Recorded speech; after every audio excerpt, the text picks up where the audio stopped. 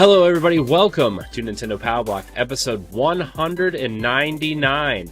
I am one of your hosts, Corey Dirrig, and alongside me, as always, is that retro code, Eddie V. Tatsunoko versus Capcom HD needs to happen, Capcom. Give it to us. We need it on our Switch. Hello, everybody. And by we, Ed means he. Me. Pretty much, yes. I mean, you and Jesse already got Sunset Riders. Do we really need anything else? Yes. But joining us for the first time, and not the last time, is from Another Zelda Podcast, blogs and site and editor over there. We have Celeste Roberts. Welcome. Thank you for having me. I'm thrilled. I love Zelda, and because of that, I think it would make sense that I also love Nintendo in general. Yeah, those two usually go hand in hand pretty well. Yes. But Celeste, we kind of met for the first time last night during the PlayStation 5 reveal, and Ed and I loved your passion and your chemistry with us, and we've kind of offered you a third chair on this show. So we are very happy to have you. We are thrilled that you are going to stick around, so I'm happy, Ed's happy. We are thrilled to have you here on Nintendo Pow Block, just in time for the big 200 celebration next year, actually. I'm very honored. I just learned about you guys actually yesterday when Megan reached out to me, so I started listening to your episodes as much as I could, and then interacting with you for the PlayStation 5 reveal. I love the camaraderie. It's fun. This is laid back. It's a great distraction from everybody's problems in the world. Video games are games. They're meant to be fun. Yes, that's true. No, I don't think anybody has ever said it better. Video games are fun. So, but yeah, we're happy to have you. You're, I just, Ed and I last night, we were talking after we were recording. We were like, she's awesome. We need to have her just all the time. So we are happy. We are happy you're here. I'm very flattered. I enjoy it. You guys have so much knowledge. I'm eager to learn from you guys too. Ed and I were talking before the show, and he was telling me just so many things I didn't think about with video games. It helped me think more critically and deeper aspects, and I love that because they are an art form as well, in addition to being fun, whichever direction you want to take it. Yeah. So why don't you tell people what you have done before being on the show? What are you doing over at Another Zelda Podcast? What do you do? What are you contributing there? And so people can follow you, because now that you're going to kind of be around us, I think it's important that your other work should not be ignored. So well, thank you very much. I love collaborating. I think people do well when they share, and why not let the creativity just spread around? So with Another Zelda Podcast, I'm the blog editor, and I'm also a contributing writer, along with Shane, Mallory, Ryan, and Carlos over there.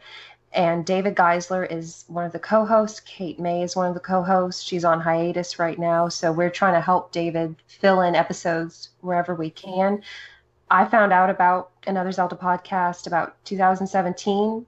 When I was just looking up video game podcasts, I started just reaching out to David and expressing how much I enjoyed different episodes, and the rest is history. So don't be shy with people's work. If you really admire somebody's work, please let them know. They spend so much time on it, and I know it's appreciated. I'm sure you guys appreciate it whenever people reach out to you and tell you how much they love your content and your hard work. Yeah, yes, definitely. It's always in the moment, we kind of don't really think about it all that often, but when we're not recording, and you go on Twitter and you see somebody like something or retweet something, or just kind of send you a DM or a tweet that says, hey, we're enjoying your show, or this is a fun episode. Ed, your Delvin Cox episode of 1v1 got retweeted something like 25 times today. It was awesome to see that, because Delvin is a great podcaster, and I would love to do more with him, obviously. But if you haven't checked out that 1v1 episode, you definitely should. The 1v1 episodes, which don't worry, Celeste, you're not getting out of this one. You're going to be on an episode of that. Oh gosh. But it goes up on the Boss Rush podcast feed every Friday. So we try to interview a different creator or writer, or we had a musician on a couple weeks ago. We're having a composer on, right, Ed? Sunday, you and Carl are doing that. So we try to get people who are in the creative space to get their work out there, because we've had so many people help us over the years get our stuff out there, and it's kind of like we're interested in what people are doing, but also kind of a way to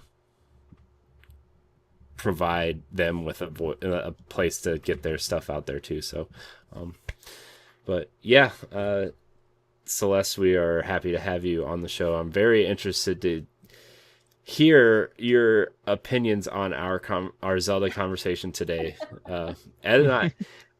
Ed, I knew we were putting a pin in this topic for a reason. Oh, yes. And this seems to be the right time to pull that reason out of the hat. So it is. With his certified Zelda expert. Oh gosh. That's a mighty order right there. By the way, everybody, if you want to get really deep into some Zelda lore, you should go check out the Link's Houses Over the Years article that she wrote. It's very interesting and kind of fascinating, to be 100% honest. I was like, wow, this is some deep stuff. This is like me when this is like me when I talk to Ed about Destiny lore, and he just kind of looks at me like, Lace? Huh? Fries, nap, other games, please. I think Link deserves some toilets in his house, personally. Yeah. Yeah. So, but again, Celeste, thank you for joining us. We are very honored and happy to have you here. But we're going to get into some housekeeping and obviously our giveaway details and stuff. This is Nintendo Pow Block. Each week, Ed and I come together with our friends from around the internet live right here at Boss Rush Games on Twitch and Mixer to talk about the latest news, rumors, releases, and your questions. If you can't join us live, no big deal. You can head on over to youtube.com/BossRushGames and podcast services every Saturday morning. Remember to like, subscribe, share, rate, and review us on your favorite podcast service or on YouTube or wherever you listen to our stuff. You can check out all of our content on BossRushGames.com. Episode 200 next week. Yes. We are giving away a Nintendo Switch Lite for episode 200. Get your entries in. You have 1 week left because we are giving it away during our live show on Thursday next week. So just to update you on details, it is also in the description of the show on YouTube and our podcast feed. Episode 200 giveaway entries are now being accepted during episode 200 live on Mixer, Twitch, and YouTube. We are giving away a turquoise Nintendo Switch Lite, a 256 gigabyte memory card, and two $50 eShop gift cards. If you want to win this bundle, you must enter the contest by following the rules below. Each process will count as one entry, giving you up to 3 chances to win. Send a screenshot of each of the following: an audio podcast subscription on Apple Podcasts, Spotify, Google, wherever you listen to the podcast, a YouTube channel subscription, and follow us on Mixer or Twitch. A screenshot of each of those will grant you 1 entry. Now, sending us a screenshot of your rating and review on Apple Podcasts or podcast service of choice will grant you a 2nd entry. And for your 3rd entry, you can follow and tweet at Pow Block Podcast, at I am Corey HD, and at that retro code why you listen to the show, with a screenshot of where you listen with the hashtag PowBlock200. We're not making this easy, but these rules are, if you just take a couple minutes to do this, your entries will be entered, and it'll be a good time. One of you will win a Nintendo Switch bundle. Very excited to give that away next week, Ed. Very exciting. I know, especially in a time like this, people are looking for entertainment. Switches are very hard to find right now. Yes. So we just thought, episode 200, it's our way of saying thanks and helping somebody find that entertainment. that they, we kind of so desperately need to take our mind off of not only the COVID stuff, but the protests and the riots and stuff. Not that we should turn a blind eye to that, but sometimes you should, you need to have a distraction once in a while from things that are happening. And so this is kind of our way of saying thank you and helping people do that. So, Yes. Also, one last thing before we get into the news bits here. I encourage people to go watch our Black Lives Matter panel that Ed hosted with Twitch streamer Zombie Kills, along with Cam Hawkins from DualShockers, Carl MF, our YouTuber that recently joined us, and Tiffany Witcher, voice actress. So I would encourage you to go listen to that. And, having that episode and having you guys trying to find the positives in what's happening in kind of like a dark time was very encouraging. I actually re-listened to the episode today at work, just because, Ed, you and I have been podcasting for a long time. You in particular are very important to me. And every time something like this happens, me personally, up until recently, have kind of been like another one of those people that are like, oh man, this has to stop. And then a week or two later, just kind of forgets about it, and kind of go about my life kind of like nothing is happening. And this last time seeing, we've met so many people over the years, and we have a pretty big Black community and within our community, and seeing not only our friends, but our peers and our colleagues really taking this really hard, and it being really hard to watch, and, it's not really my place to say anything like that. I mean, I do, right? Like, I think this sucks. I think, it sucks that we have to remind people that Black Lives Matter, right? But we seem to have to do that in 2020. So I just encourage people to go listen to that. And it was a very uplifting and very thought-provoking episode. And I am glad that I was able to produce that show and have you guys have the floor. And it was very awesome. So thank you, Ed, again, for hosting that. That was, a really fun thing to do. So, yeah, anyways. Yes. Sorry, got kind of serious there, but we're not here to be serious. We're here to talk about video games. So let's get into the news. Yes. This game, Gods and Monsters. Celeste, I know you're a huge Zelda fan. I'm going to let you know. This game is going to be right up your alley. It looks beautiful. The grass alone, I just feel like I'm in Hatino Village. Yeah. This Gods and Monsters strikes a similarity to Breath of the Wild, as we knew from that E3 showing last year. This game is coming to Xbox One, Xbox Series X, PlayStation 5, PlayStation 4, but Switch owners are also getting their taste of this game. I'm actually quite excited to see how this game compares on each of the consoles, but definitely a huge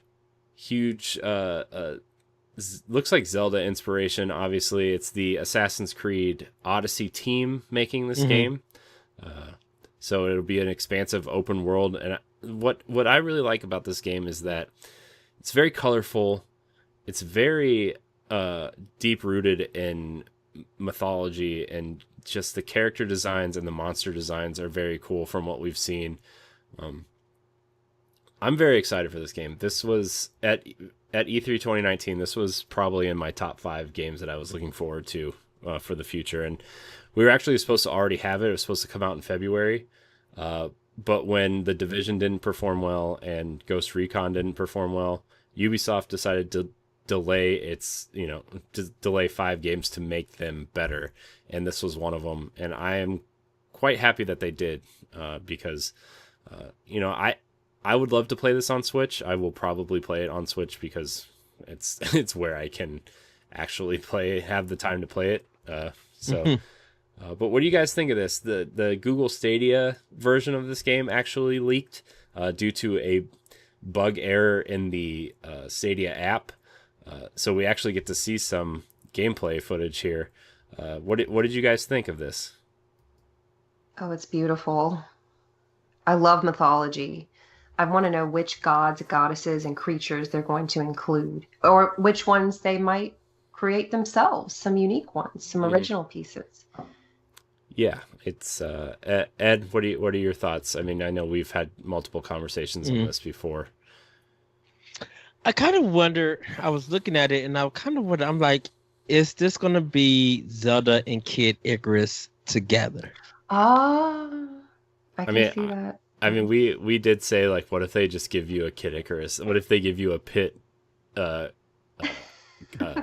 armor set if you have the amiibo? Like, you just scan it in and you're like, oh man, I'm Pit now.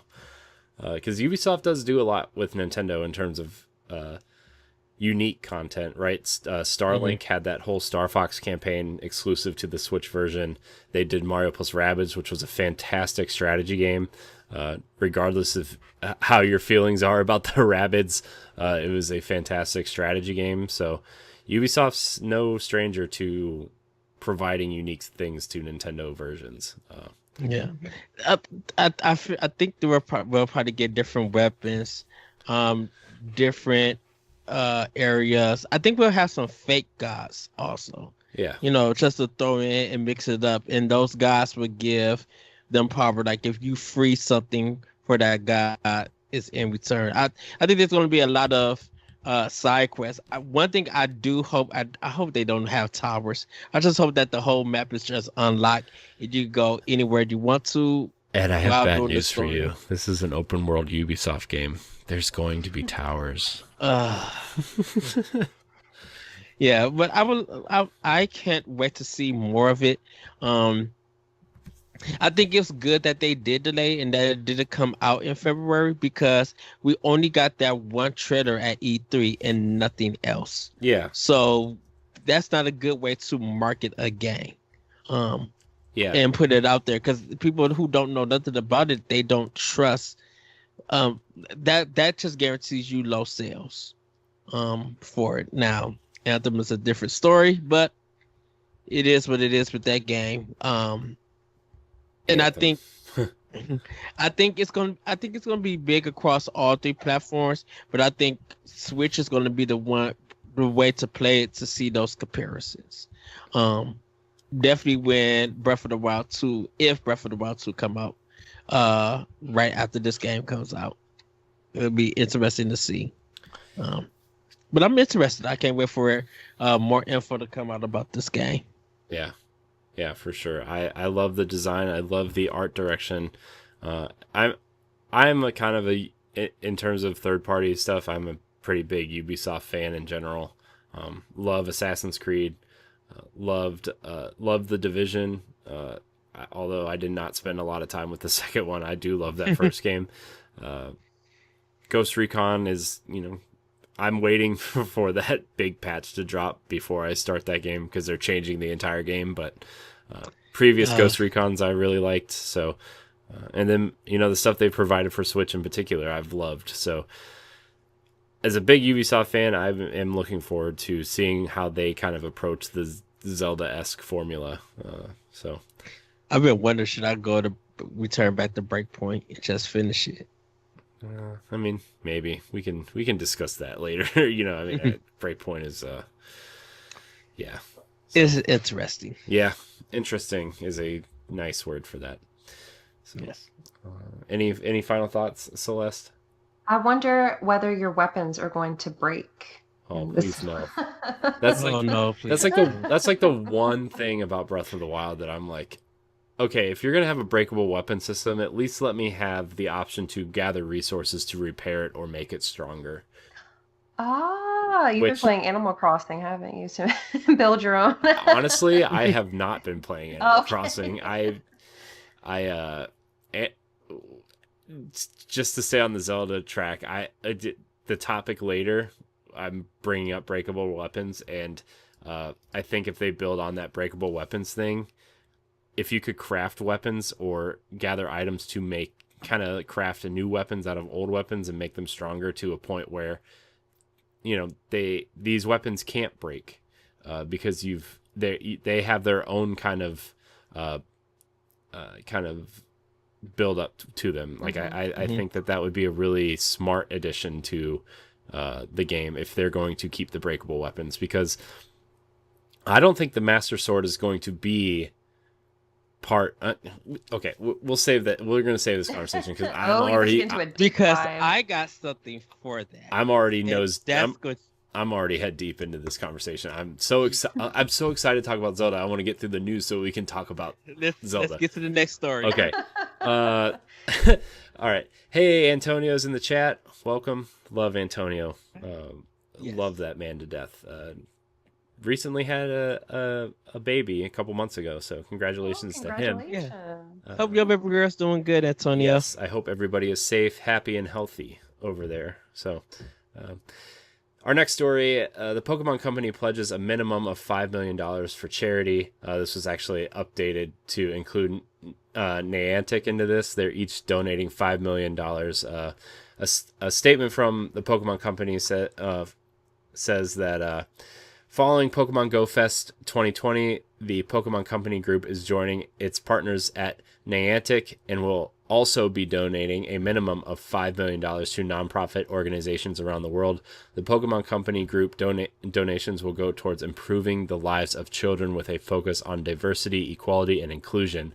In our ongoing commitment to the Black community, this will include organizations supporting education and mentorship opportunities for Black children.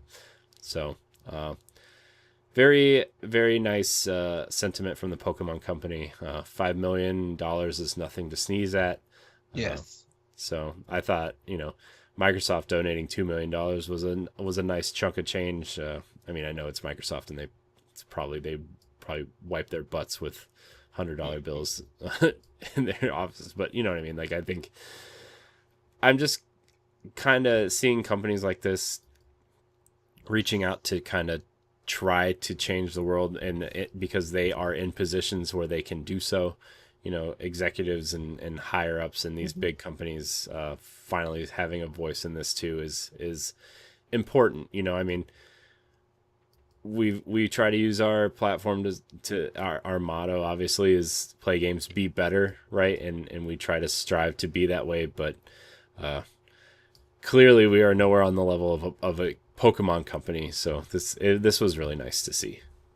Yeah, same thing. It's really nice. Yeah, I hope it's a continuing yes. donation throughout the years, not just right now. I want this, especially the mentorship. That is so important. Mm-hmm. Yeah.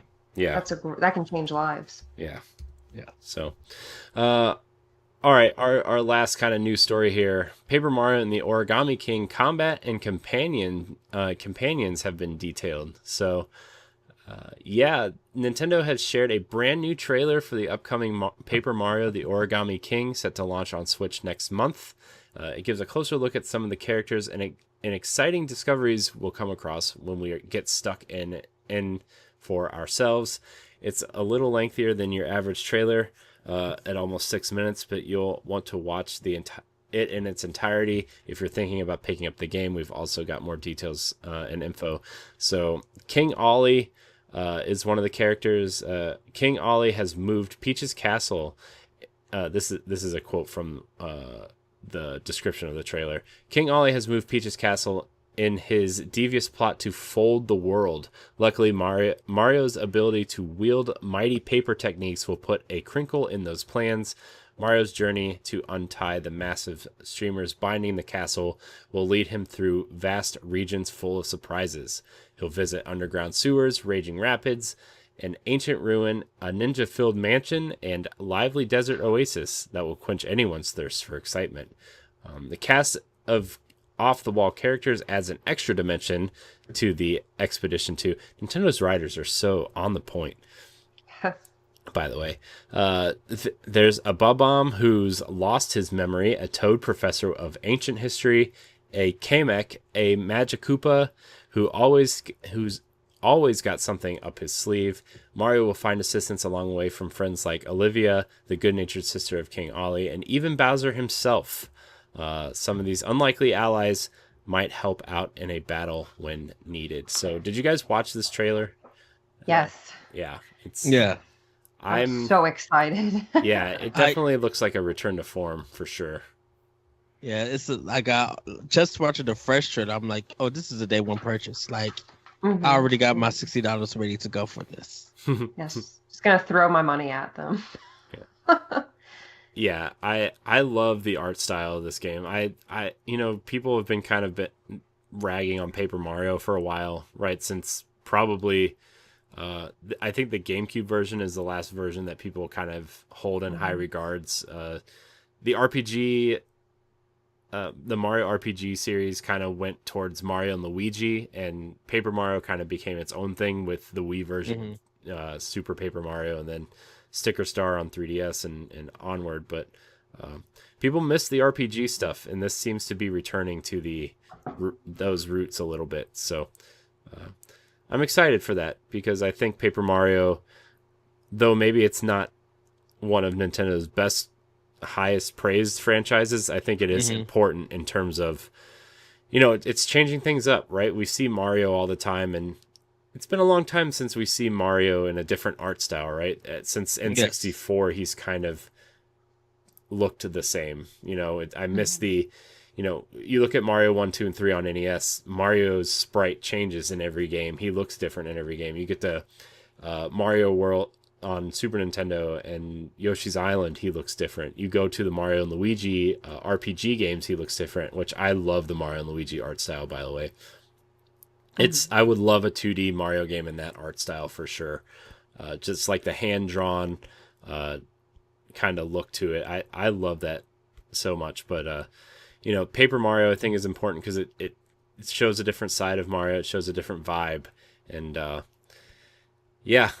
think this game looks like it could be returning to form for sure. So I hope the dialogue's just as witty and hilarious. Oh yeah, is. That's the thing about the Paper Mario series. They always being consistent with the comedy and the writing. Yeah. And like the writing in the Mario and Luigi games is so good. And I know that the Treehouse team that usually does that translating is doing this in particular. So I'm excited to see the writing in this game as well. But that's kind of all the news that we have to talk about. We have a very interesting topic, a timely topic. So a couple months ago, Ed and I talked about a Breath of the Wild's Zelda series be a trilogy. Will this darker tone be the Empire Strikes Back to this trilogy? Will it be the dark, ominous sequel that Majora's Mask kind of was to Ocarina of Time? And Celeste, I'm actually very interested to hear what you think about this. So here's kind of the setup, right? Breath of the Wild was kind of bright colored, whimsical, darker tones towards fighting the enemies and stuff, but overall pretty bright and colorful game. The trailer to this game looks pretty dark. It looks like we're going to explore the underground. Looks like we're gonna, I don't know, fight some darker enemies and kind of explore some different themes. Obviously, I think in terms of the gameplay and stuff, I think Zelda, it's going to have like a light party system, and Zelda is going to be a party member. I think you're going to be able to switch back and forth to solve new shrine puzzles, because adding an extra character, I think adding an extra character provides a different type of shrine that you can solve, right? Like maybe Zelda stands on this block while it opens a door, and Link has to pull a lever to open the door to let her in, or you know what I mean? Like you can swap between them to solve puzzles, and maybe even add a little co-op, dare I say, at some point, if you like optional co-op. So I would actually really love to finally play as Zelda. A lot of people think you're going to, because her hair is braided and shorter, which is in terms of gameplay and mechanics, usually points to a female protagonist being playable. If her hair isn't down, it's up. A lot of people point to Lara Croft as her hair's in a ponytail, right? Like it's there's less clipping when a female's hair is up or short or whatever, so it allows for an interesting thought to actually have Zelda be playable for the first time. She looks like she's ready to go for battle in that trailer. I think that this is going to be a middle part of a trilogy, and Zelda's story is going to be far more important in this, because I think the first story was about Link and reviving Link and saving Hyrule as Link, and the end of Breath of the Wild. Sorry, Ed, I'm not going to spoil it since you haven't finished it. That's true. But the way that ends, things happen, and Zelda is ready for an adventure. And I think that's another arrow pointing to this being Zelda's story. I think each part of this quote unquote trilogy I'm making up in my head is going to be about each holder of the Triforce. The first game is about Link. I think the second game is actually going to be about Ganon, and the third game is going to be Zelda's kind of coming out party as like, I'm finally the hero. I'm going to save Hyrule. Obviously, Link is going to help her, but I think that's going to be this trilogy. And the next trilogy is going to be, or the sequel, I think, is going to be dark. I think it's going to maybe not kill off an important character, maybe not kill off Link, but like something's going to happen. Something obviously happens in that trailer that we don't know. I think we're going to explore different realms. I think, I don't even think it's that. I think we're going to get back to the first Legend of Zelda, where all 7 pieces made the Triforce instead of 3. Yeah, and that's where because like I think the as much as I love Breath of the Wild, the one thing I think it was missing are those classic Zelda dungeons, right? And I know that exploring Hyrule was like the big focus of the game, and you could go any direction you wanted. You can take on the divine beast any way you wanted to, which you can still design the dungeons to be that way. You can play any of them in whatever order you really want to. But I miss those classic Zelda dungeons, right? I think like Twilight Princess, I think, is a good example. I think that Twilight Princess has, regardless of its intro issues that people have with it, which I don't really have any issues with it, and kind of the filler kind of missions that you do in between the dungeons, I think the dungeons in Twilight Princess are the best in the series. So they're unique, they're fun, they require you to actually think about certain things, especially the later dungeons. I miss that in Breath of the Wild. I think we're going to see a return to that. And Ed, like you said, I think every dungeon you complete, you get a piece of the Triforce, and you use the Triforce to defeat this new foe, or this dark Ganon, or whoever this zombified enemy looks like in the trailer. Or maybe you do that and that's actually bad. You're actually restoring this bad enemy, and then you have to figure out how to maybe destroy the Triforce in the third game, because that's the only way to defeat this enemy. And to me, this is where the third game comes in. You go to like this, maybe like a far off land that's not Hyrule, to get the ability to destroy the pieces of the Triforce. And as you destroy them, yeah, maybe Link gets weaker, but so does Ganon or whoever this enemy is. And Link has to, this is where like the multiple Links come in, right? Where like this Link has to sacrifice himself to save Hyrule and take Ganon out. So, a much darker, a much more somber outlook. Wow. Yeah. I think about this quite often. Have you written about this? Because you should, if you have not. I haven't written about it. I have notes about it. I haven't like really written like a like a game doc or like a story outline for it or anything. Like I haven't gotten that far, but I think that I think that Zelda is going to play a very important role, and I think Link's role in this next game or this trilogy of games is going to be, I'm the guardian of Zelda. I must protect Zelda at all costs, even if it means sacrificing my own life. And I mean, that's also something very different for Nintendo, right? Nintendo doesn't really, as much as I love Nintendo, they don't really have deep, really upfront storytelling mechanics. Most of their story is told in the background or through, like in Breath of the Wild, it was the memories and stuff, or, in Twilight Princess, it was kind of through the children and the village, right? Like it's more. You explore to find what the story is. Exactly. Yeah, like in Majora's Mask, sorrow has already happened. These people have already passed away. I mean, Macaw, you do see him, the Zora, when he's passing. He's dying, but you get their essences. So I would like to see something more direct. I want something that's going to hit me where it hurts.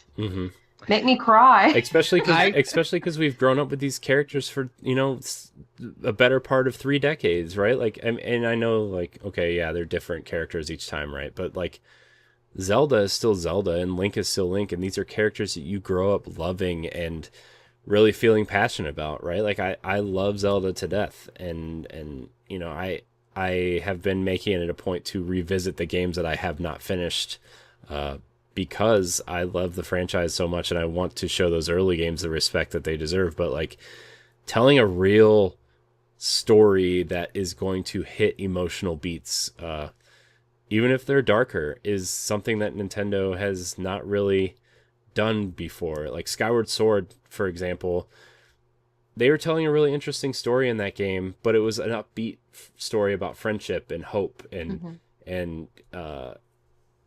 I think if they went the other direction, it would be a very interesting turn for Nintendo to do that.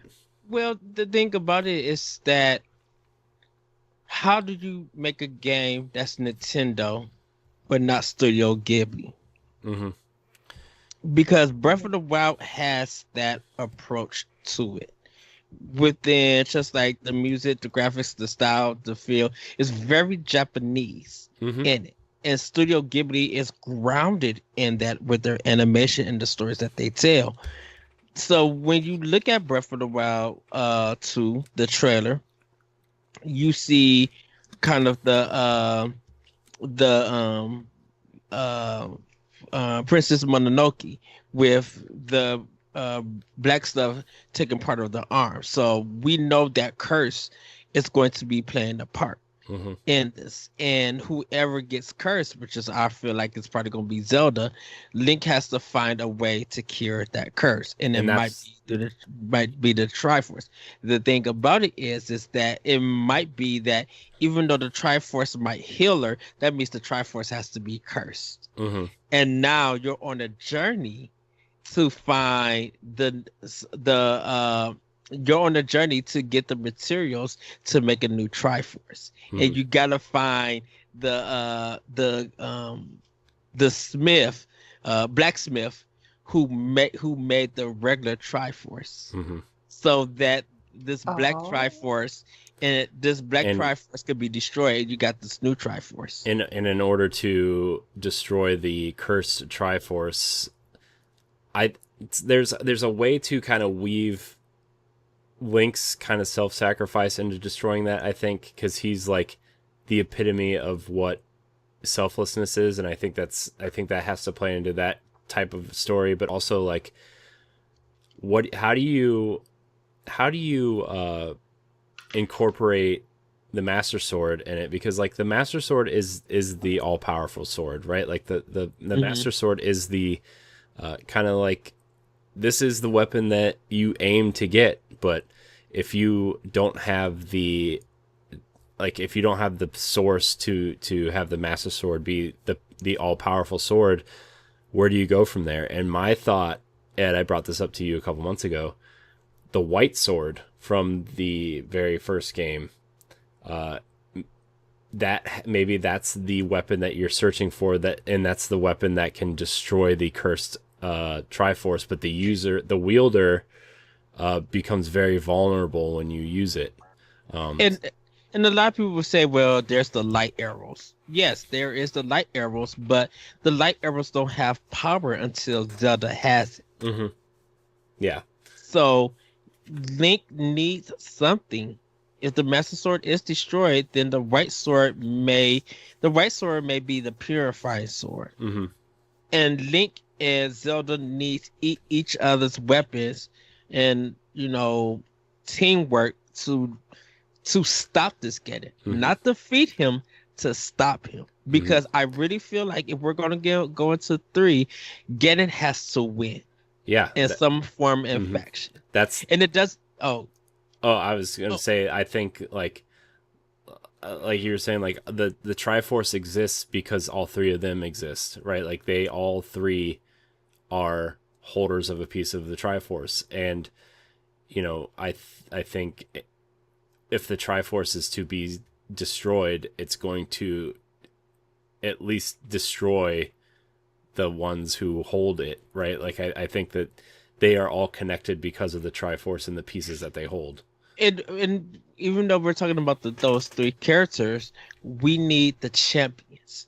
Because now, yes, even though the champions are gone and stuff and helping, the new champions now have to be found. They have to come and prove themselves to be the new ones that's going to help Zelda and Link. And it really depends on how Nintendo wants to go about this. This is the thing, and this is kind of a side tangent, so forgive me. This is the thing about Horizon Zero Dawn, Horizon 2 Forbidden West and Breath of the Wild 2. This is what makes them different. The developers on how they approach, yes, open world games, but how they approach narrative. Guerrilla is American company, I think, or is it UK? They're Swedish, I think. Swedish. Okay, so if you look at go watch our PlayStation 5 reveal and our reactions. If you look at the art style of that, it doesn't have no Japanese influence to it. It has more of... It's definitely a Western take. Aesthetic, yes. And the Japanese look of Breath of the Wild, it has a cultural and historic kind of thing, kind of look and everything. So they're each going to be telling different stories on how they approach it. And the reason why I brought Horizon 2 up is because everybody's going to be trying to make that comparison once again. And if you're not rooted into Japanese culture and rooted into how they tell stories in movies and the historics of mythical things in there, you wouldn't understand what Breath of the Wild may have.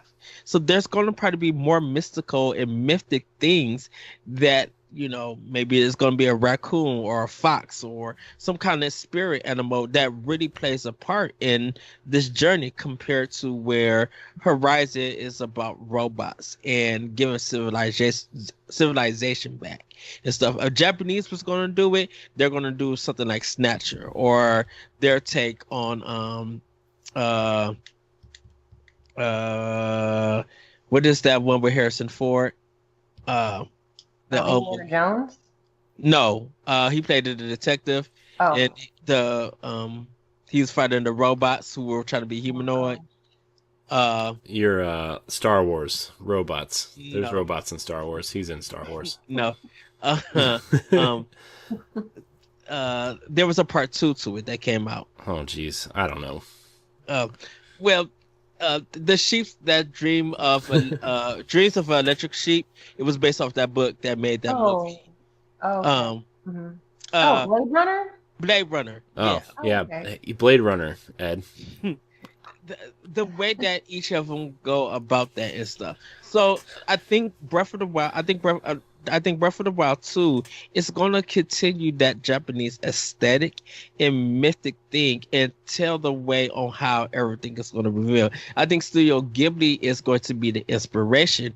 I think Monolith Soft is really going to put in some designs. I think they're creating something more with Anuma, because like they said, there were so many ideas that could have been DLC for this game that they just made the second game. Yeah. So Monolith Soft is building a bigger world, and they have the talent. Just with Xenoblade Chronicles X, now with Xenoblade Definitive Edition, Xenoblade Chronicles 2, and whatever new game that they're planning to working on, Monolith Soft knows how we have a world we could build upon it. What you thought was there, what you didn't think was there, is more that you're going to see. Yes, time will play a part in it, but maybe there was a room in something for a civilization before the 100 years. That sorry, continue because I have something that I want to ask you. Before the 100 years that they had to hide so that Ganon couldn't find out. And now the 100 years has passed, time has passed some more. And one of the robots that's in the game kind of like was just moving around, may have had hit a switch, and now things are uprising. That's adding more to the world. I have a question about that. You think that at the end of this game they fail because of the uprising and Ganon's kind of re-rise to power with the guardians and you know, like you said, some of the mechanical beings and stuff, that at the and like maybe I don't want to say Zelda is killed, because I feel like Zelda is going to be like such an integral part of this game's gameplay mechanics, which actually, now that I think about my question to you, it actually doesn't even matter. But do you think that Zelda, they try to do this mission, right, to stop Ganon, and they fail, and Zelda might be killed at the end of the second game, and Ganon rises, and the champions and Link feel like they fail, and that's, you know, maybe the end cutscene or something, is they find the Ocarina of Time, and they learn time travel, and Link has to go back in time to try to fix what they failed at in the third game. No. Zelda becomes that's what I think. Zelda becomes the slave to Ganon. No, they're not going to do that. Hold on, hear me out. Do you know what time we live in? They're not introducing that at all. This is the thing, because she's got cursed, and before they could try to heal her, the curse completed itself, and now Ganon has control over Zelda, like so the puppet Zelda from Twilight Princess. Right. Maybe. So now the new Guardians and Link have to come and save Zelda, because now that she's like co-captain now, or she's in love or whatever, something happens with Ganon and Zelda, and maybe this is maybe Ganon and her somehow connected together to make Ganondorf. And now, even if Ganon is destroyed and put to sleep, Ganondorf is they rescue Zelda, they get her back. Let's say for the third, they get her back, but it ends with Ganondorf. You know, a baby Ganondorf is crying. Someone comes and gets it, and it ends right there.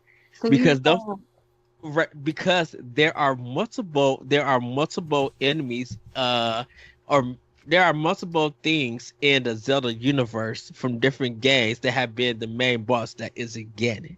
Yeah. Are you? So you're insinuating that? So now I'm insinuating the Dark World comes now into play from Link to the Past. But wait, what captured my attention, baby Ganondorf? Do you mean that he's not born from a Gerudo? That he's born from Zelda. Wow, so that's putting a twist in the Gerudo, because usually. Or what they could do is they have like a I don't know. This is something I don't think Nintendo is like. I don't want to say capable of doing, but like they like Ganon, like the followers of Ganon, like maybe Ganon is dead and you're fighting this new kind of enemy, or maybe like a follower of Ganon or something maybe is on the rise, and this zombified version is Ganon resurrected for the third game. But also I think maybe they could take the essence of Ganon and place it and kind of like have a Gerudo like impregnate one of them with the essence of Ganon, and like maybe they have the baby that way type thing. Or, you know what I mean? Like, I think maybe that would be an interesting way to go about it too. But I think that's a little too dark for Nintendo. Well, because I think you want to have the trilogy. You want to end it on a high note, but I think this deserves the twist. Yeah. This twist can now lead to what happens next in the Zelda franchise. Does this lead to another timeline? Does this lead into another enemy? Are we now dealing with 3 Ganons that we didn't know about? Ganon, Ganondorf, and or Ganesh. The first form of Ganon that's introduced in Skyward Sword. Demise. Yeah, Demise. Maybe this is you fight Ganon in the first game. Maybe Ganondorf is in the second game trying to revive Demise. I have heard that theory. Why we don't get a female Ganondorf? Because Nintendo's not going to change that, unfortunately. I mean, I wouldn't say no to that at all, but I think, I think that maybe Ganondorf has the essence of Ganon in him, and he is trying to resurrect Demise in some way, or become Demise in some way. Selling his soul. But Celeste, what do you envision the trilogy? Like, from what you know of 2 with the trailer, from clips and stuff, what is your mind envisioning? Even if it's not, just to say, we don't know anything that's going to happen after. But the clips that you're seeing, where is your mind leading to? Because what could happen in the second, and what would lead it into the third? So I swear this is not a shameless plug. It really got me thinking. But Shane Kelly, one of the blog writers, his recent article was, what if Link, Zelda, and Ganondorf got one of the other's pieces of Triforce? What if Zelda got courage? What if Link got power? What if Ganondorf got wisdom? So I wonder if that could be a possibility in a trilogy where they change the dynamic. Is that I don't know. Well, it's hard because it's built in. Their original ones are built into it because of their hand. Yeah, but I mean, they could in this new kind of set of Zelda games, they haven't really specifically said which piece of the Triforce they all have yet. I mean, you can kind of assume, and I guess they do kind of address that Zelda has wisdom. I would say, okay, so let's say, Corey, let's take your Ocarina of Time, the part where Link goes in and he puts the sword and he travels to a different time. What if the castle what if they find a hidden dungeon, hidden castle that has it was supposed to be time, but somehow it got corrupted, where instead of time travel, it transitions their powers?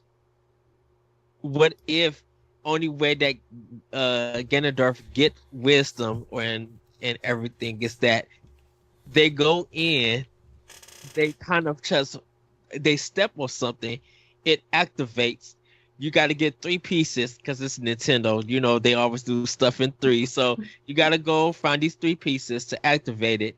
And you get it activated, and just sudden of all, the red stuff starts coming out.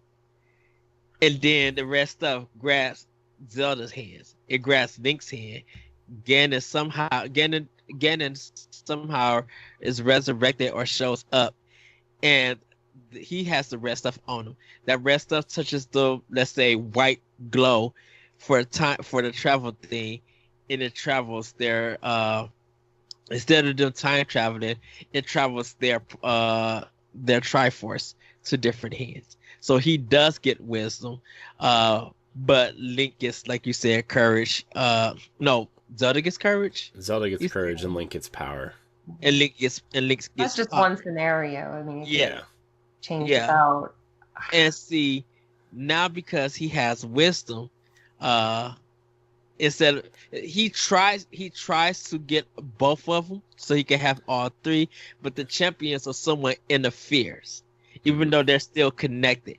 And instead of him getting all three, it just switches. Maybe one of the champions like sacrifices themselves, or like, you know, makes it out of, like, maybe they're captured or something, and maybe a champion makes it out to stop the ritual that Ganon's trying to perform. You know, maybe it's like this big kind of cutscene that you watch, and they are all connected because Ganon's trying to perform this ritual, and you know, Ganon's trying to take the other two, but when the ritual is interrupted, they all kind of switch powers.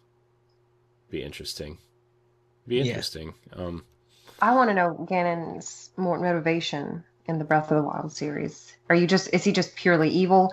In Wind Waker, they did a beautiful job illustrating how much he craved that wind and that peace, that serenity, and you kind of feel a little bad for him. Yeah, I think a sympathetic villain is a great way to kind of, am I making the right decision? You know, you actually have to think about it. Now, obviously, everybody kind of associates Ganon as the villain, but what if he's, you know, what if he isn't the real villain?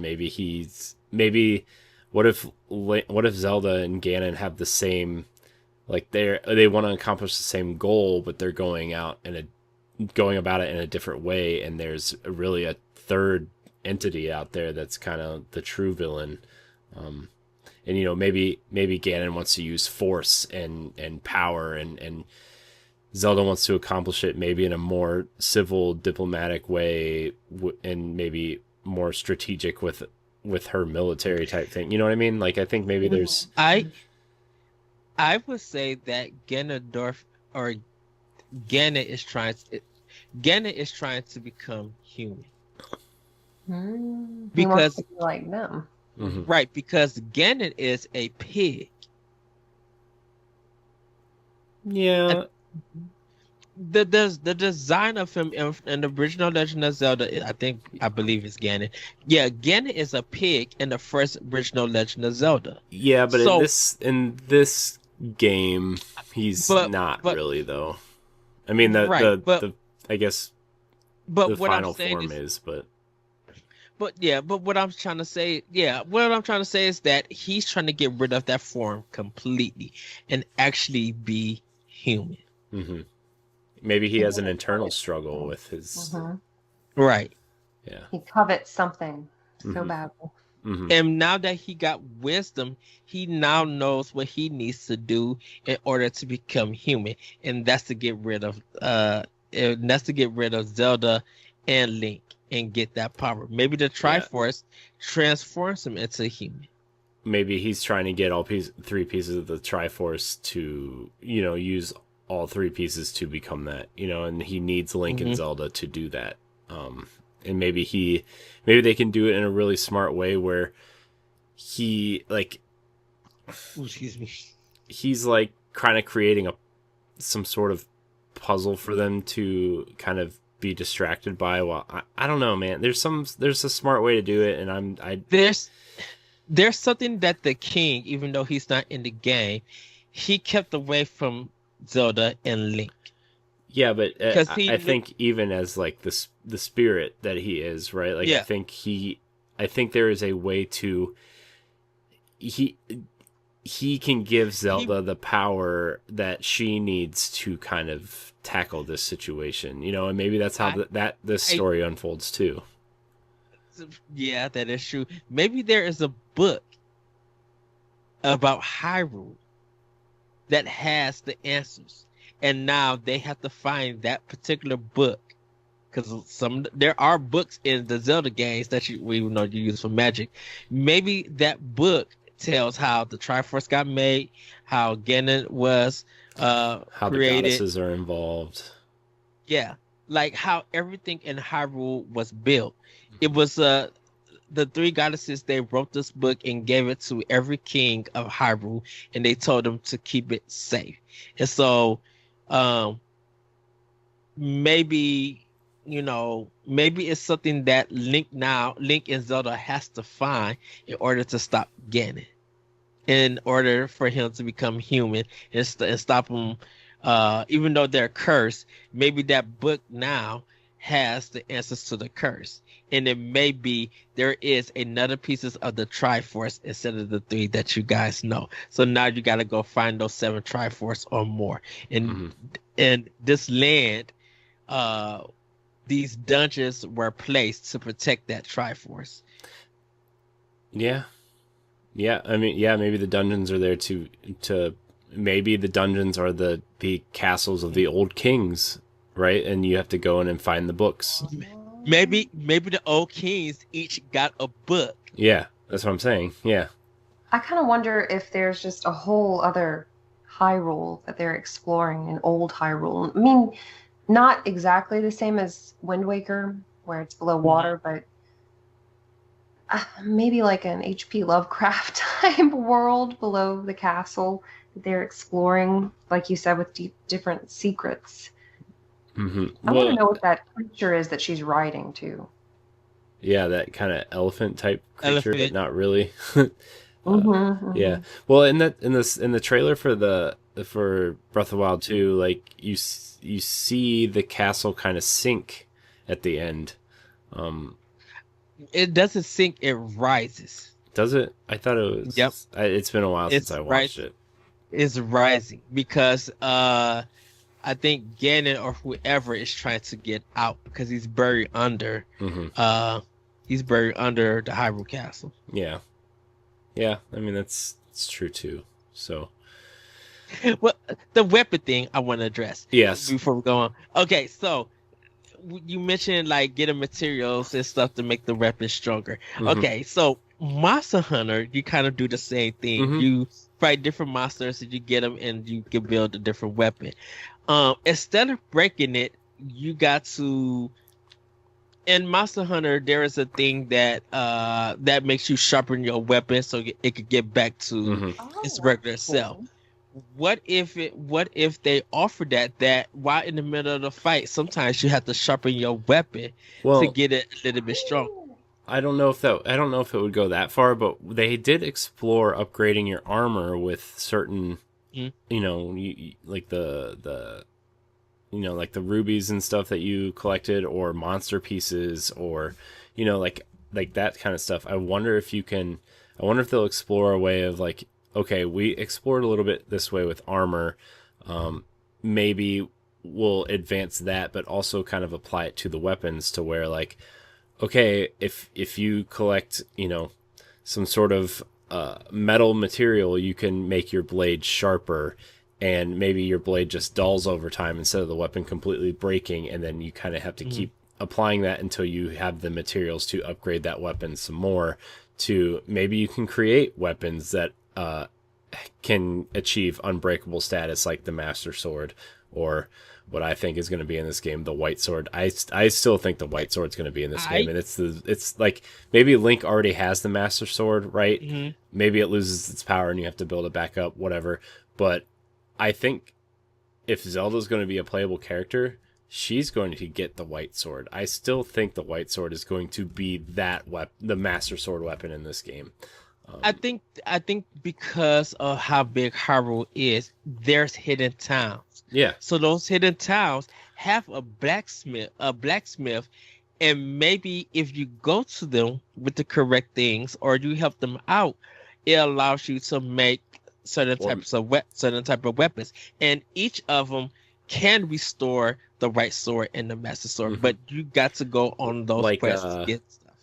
What are they? Maybe they're like champion weapons, like the champions weapons, and like you are on a quest to find the champions weapons also. And maybe you find little recipes throughout the world, right? Like how many things did you find throughout the world that were like would give you a little quest, but you didn't really know what the quest was until you finished it? Or, you know, how many nooks and crannies did you explore and find something weird or rare or you know, something that you could use that you didn't know existed in that game, you know? And you still have the little glowing thing where you put your glow at the top of the tower and unlock stuff. Mm-hmm. The movie, whatever that thing is, maybe that is a key to helping you get the right sword. Mm-hmm. That is the key that they probably didn't know was the major key to the Triforce. Mm-hmm. And that reaction to be like, we actually have it, and we now got to make sure that Ganon never gets it. Mm-hmm. And it helps you. That key, you put it in, and it helps the blacksmith unlock stuff so they can power up your sword and armor. Mm-hmm. Yeah. Cool. Yeah. That would be so awesome. Yeah. Also, I want to know what each champion uses as a weapon. Like, I mean, you get the Daruk's kind of club thing. Like, how do you upgrade the club? Maybe you just add spikes to it or something. You know what I mean? Like, I mean, how do you? I think it would be really interesting to have unbreakable champion weapons. That's such a cool idea. And this is the crazy thing now, because even yes, going back to Horizon real quick, you have your set of players for that game. This Breath of the Wild 2 that we now just are creating, making up and stuff. You now have Monster Hunter, you have Dark Souls, you have Minecraft, you have so many games from so many different genres in one that it now multiply the various players who are into games. If you still want to be a speedrunner in this game, you could go ahead and do that. But if you want the best, you're going to grind. You're going to work. That's the Monster Hunter community. Mm-hmm. If you're very strategic in everything, maybe you have some skills with Fire Emblem. Maybe with them using the Unreal Engine, and they may upgrade to 5, and how they play with physics and stuff. Mm-hmm. You may see some people do some crazy stuff and everything, and engineer some things that you would never believe. And maybe if they figure out math and stuff, and that plays a part on how you get your weapons and your armor to do different abilities and stuff like that. You got that whole crowd of people, like even like Sims people, you have building different houses and you restoring towns and dungeons and communities and stuff. You have like the Sims / Animal Crossing. I mean, they did play around with that too with Terrytown. You know, I love Terrytown. Oh, that quest was so fun. I loved it. Yeah, there's so much to build, and knowing that you could still be affected by being unprepared by going to different areas. You don't got your hot stuff to stay warm when you get to the cold area. You have a risk. Maybe there is a certain item that if you get the materials, you could probably put it on your armor. It won't need the fire stuff, but you have to risk your life to get it. Mm-hmm. Yeah, and maybe, you know, if you rebuild a town like Terrytown, like you said, maybe they reward you with maybe they are waiting for a protector of the Triforce to come, you know, help them, and maybe they trust you enough to hold on to their piece of Triforce once you do that. You know, it doesn't always have to be a reward from a dungeon. It could be doing some of these, you know, maybe things that you think are side quests, but they're actually like really important to the advancement of the story. Yeah, let's say you now have forces, you have opponents stuff, but maybe now you have different animals that play a good role. Maybe you have a hawk that could fly up and find you different materials and bring you rubies and stuff like that from different areas. Or check out the thing, a little bit of Assassin's Creed if you think about it, but that hawk might actually do something to help you in Zelda.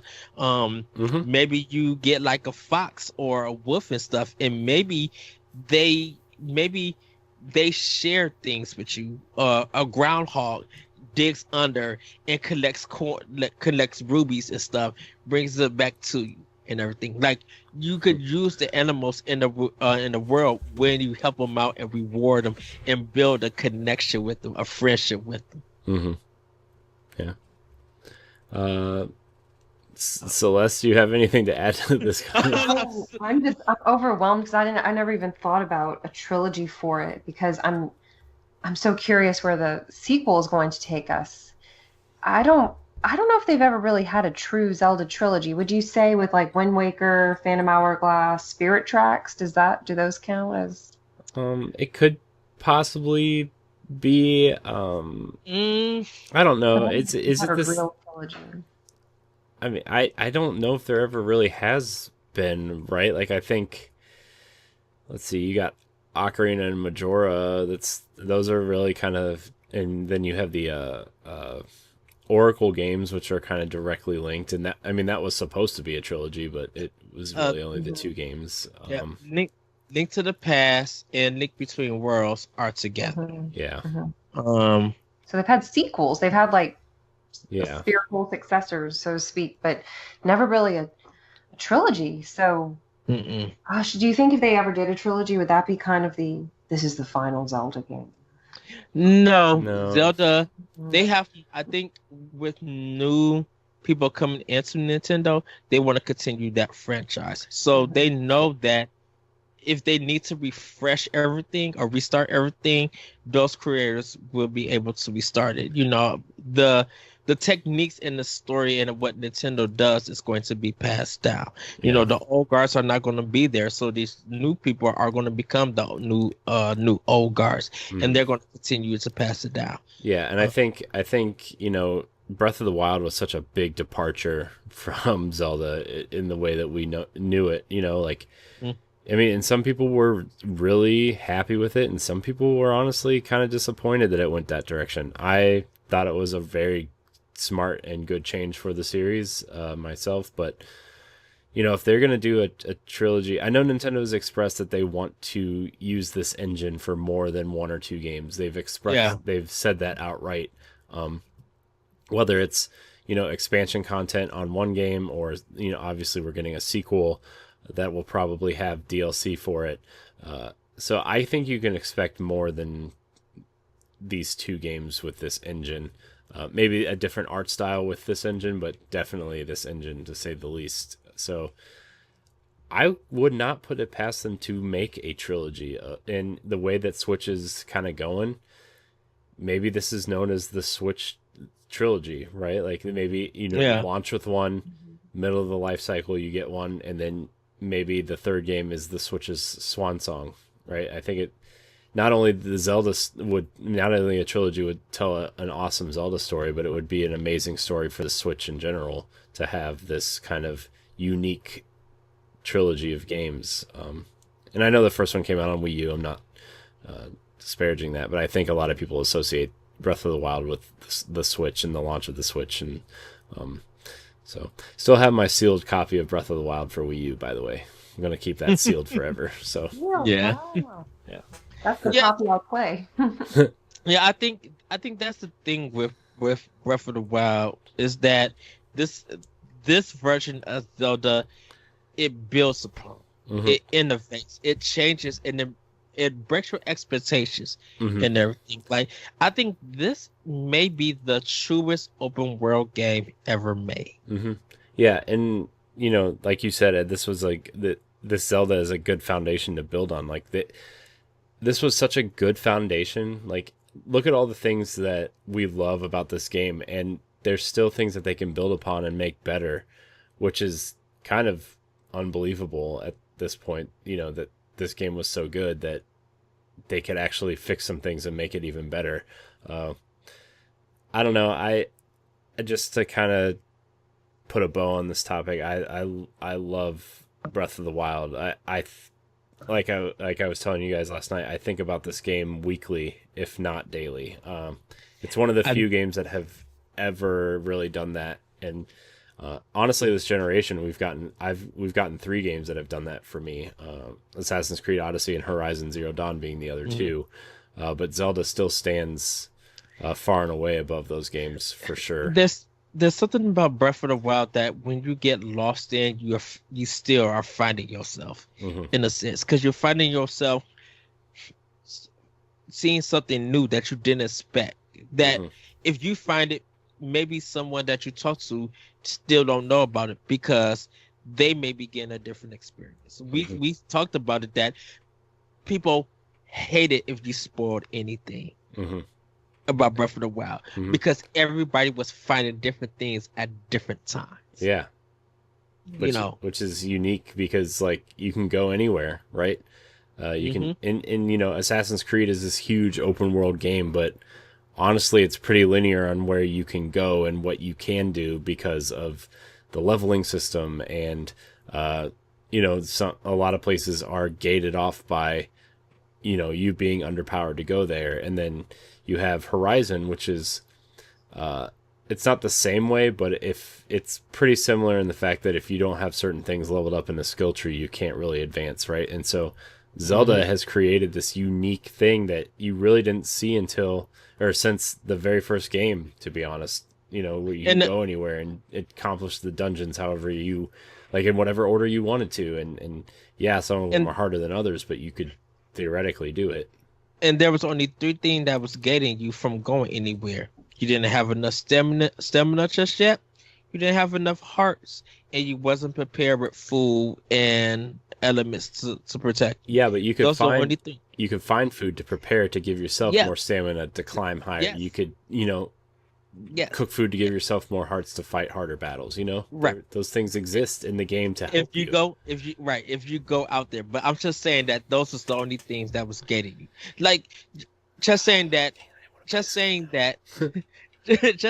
Assassin's Creed and Horizon, they have things to get you so you don't progress in the story further. You can progress in Zelda at any time. You just got to be prepared to do it. And if you get the stuff that you need, go ahead and do it. You might get killed. You might still be unprepared, but you worked hard to go get it, and nothing was getting you. But those are the things that's there to gate you. Yeah. So. I love these. This is brilliant. I've really enjoyed hearing your thoughts about a potential trilogy. That would be, like you said, swan song. It would be beautiful. It was literally we didn't think about the trilogy until months after we seen the trailer. Me and Corey just happened to watch the trailer one day, and we just got to talking about it. Be like, man, that E3 trailer, and as we just going on, once Corey mentioned a third game, a trilogy, I fell out, and I'm just like, okay, we're expanding this. Where does the story go? Yeah. Because now they have the power to do it. Yeah. Even if I feel like even if they didn't continue give us a sequel, Breath of the Wild still has something in this world that would be like, there's something about this that we haven't found yet. We might have did everything, but there's some nooks and crannies that we haven't searched. And Nintendo is smart and sneaky enough to hide something. And if we find it, we're going to demand Nintendo, you got to give us answers for this. We want more. Yeah. So I mean, like, I still have like a few other thoughts on a trilogy idea. I mean, our conversation went a bunch of different ways, obviously, but you know, I think it would be just like a really clean way of saying, look, this Breath of the Wild was so important to the Switch's launch. This second game is so important of keeping momentum, and then the third game, you know, just as we kind of wrap up the Switch's life cycle and move on to what's next, this is the game that, you know, this is what we want to end the Switch and make sure people know, like, you know, this is what the Switch was known for, was this amazing Zelda trilogy, and along with a 1,000 other great games by that point probably, but, you know, Zelda is such an important franchise to Nintendo and Nintendo fans, and it would be nice to kind of give them a complete kind of story in the form of I think a trilogy is a nice kind of round number for people to accept as a whole. You know, like Mass Effect has a trilogy, Star Wars has a trilogy, you know, all these things have trilogies, and why not? You know, just why not? Yes. Yeah, but I do think the second game is going to end very dark, and then the third game is you come out of that darkness to kind of bring the light forward. So Yes. so. Any more thoughts before we protect us with Hyrule? Yeah. Any more thoughts on this before we move on to the question block? I want the game so I could put my $60 to it, and then give me another part 3 so I could buy put my $60 again. And everybody already knows when it gets close to a release date from Zelda, everybody's going to be playing Breath of the Wild. Yeah, and it's going to be, people are going to be hooked to be like, oh, the new one's out, and I haven't finished my replay. Mm-hmm. Mm-hmm. Yeah. Mm-hmm. So, Celeste, any final thoughts on that? I would love to play as Zelda. I've dreamed about that since Ocarina of Time. Yeah. Look, that's like the big thing. I want to play as Zelda, and if she plays as Lara Croft, and I could do the slow time jump off the horse while actually doing the bow and flipping and running on walls and magical, whatever they give Zelda, I'm all for it. Like, I would love to hit one of the enemies, like hide behind something and just hit them with a poison arrow or something, and just see all of them die. Yeah. Or hit them with an alcohol, hit their fire thing with a like gas thing, and it just blows up everywhere. Sneak and get the coins and then run away. Yeah. I want to use her magic powers. That's what I want. Yeah. I think like in this, I think if you gave them two different play styles, honestly, like if Link was more of the up close kind of sword wielding brute force melee kind of character, I mean, he'd have a bow, but obviously Zelda would be more of a distance type of character with magic and the bow and maybe some other types of ranged weapon type things. Like, I think that would be really unique and interesting and actually change up the play style. So I think that'd be cool. Really cool. I would love the blue that's used in Breath of the Wild. I would love to see that as her arrows. And like her magic powers is that blue color, and so that way she don't run out of arrows. It's just kind of unlimited. And then if she goes to a blacksmith or anything, they enhance the bow to give her more magic, or they find the book, it gives her more magic and stuff. Like the Guardian arrows? Yeah. So each color represents an element, and the blue is just like basic. I don't know what they would do for water though. And not to spoil it for you, but have you ever shot a regular non-Guardian with the Guardian arrow? No, I have not. Oh, well, do it. Yeah. Do it. Yeah. Shoot a Lionel. Yeah. It'll be interesting. I think my jaw dropped the first time. You'll be like, what? So, all right, we're going to get into the question block. Remember, you can email the show at nintendopowblock@gmail.com. Your questions, comments, concerns, thoughts, and ideas, or tweet at us at Pow Block Podcast or Boss Rush Podcast with your questions. Our first question comes from Hendrix Pasternak. He says, "Hey, my favorite blockers, what is the most important video game to you, and why was it so important?" So, Celeste, I'm going to choose you first. Okay, that was, I saw that question and I thought, oh gosh, I've been playing games since I was 3, starting with a Sesame Street game. I would have to say the most important, there have been some video games over the last year that have spoken to me greatly. About a year ago around this time, I discovered walking simulators. And around Thanksgiving last year, I played What Remains of Edith Finch.